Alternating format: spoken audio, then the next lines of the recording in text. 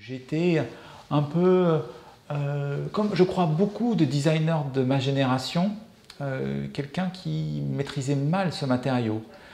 Et on l'avait presque oublié, alors que, eh bien, il est un matériau extrêmement moderne. En fin de compte, il est un matériau de maintenant, du futur. Moi, je trouve incroyable. On va se balader en forêt et on a des arbres qui sont en train de pousser. Ça fait 200 ans qu'ils poussent, ils sont tout droits, ils sont impeccables. Et puis on va les couper, on va en faire des planches, on va en faire des barriques, on va en faire des meubles, on va en faire, c'est un matériau pour faire le design de maintenant. Et le fait qu'on puisse planter des arbres maintenant, et de comprendre que dans 200 ans, on va les récolter. Et que va-t-on en faire dans 200 ans? Et c'est à ce moment-là, on s'aperçoit que le bois, c'est pas une matière du passé, c'est une matière du présent, c'est une matière du futur.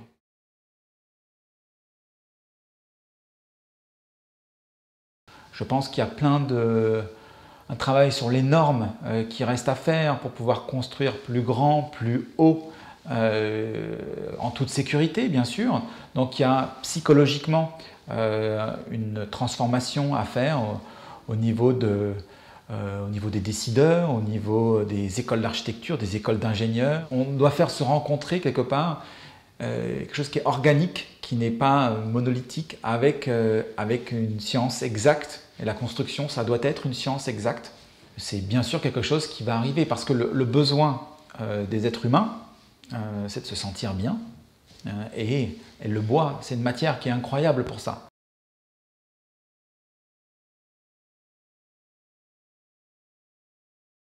On a deux passions à l'agence qui sont les chaises et les escaliers.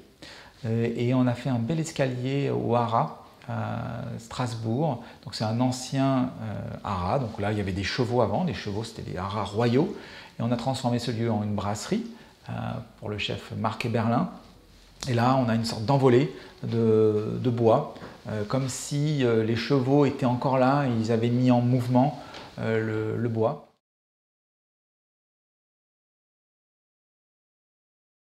Alors pour moi, c'est essentiel d'utiliser du bois local.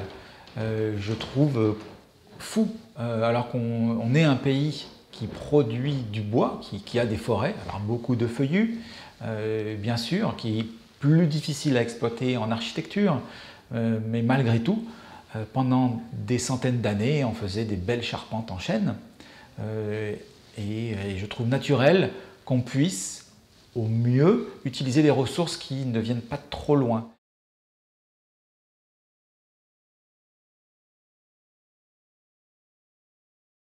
C'est important de retrouver le lien avec la production, parce que si on ne produit pas, si on n'élève pas ces arbres, si on laisse la forêt pousser comme elle a envie de pousser, quelque part, on n'a plus ces belles forêts.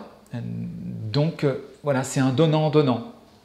Elles sont entretenues, mais elles sont entretenues pour de la production. Mais ça fait depuis des siècles et des siècles qu'on fait ça. Et c'est on va dire, c'est un bien qui nous est commun en France. Il ne faut pas être trop faire du faux sentimental. Je pense qu'il faut voir les choses de manière plus grande en fait que ça. Parce que c'est une économie, c'est quelque chose qui est plus large que ça. Ce sont des métiers, ce sont des savoir-faire, c'est un patrimoine, c'est quelque chose qu'on élève. Et donc, voilà, c'est simplement le public qui parfois a un rapport qui est un peu simple avec la forêt et les arbres, et quelque part, le manque de nature qu'on a dans nos vies de tous les jours surréagit. Et je pense que c'est simplement de l'explication, tout simplement, je pense, en utilisant plus de bois, eh bien, on peut comprendre à un moment donné qu'on a eu besoin et que ce bois il est venu de quelque part.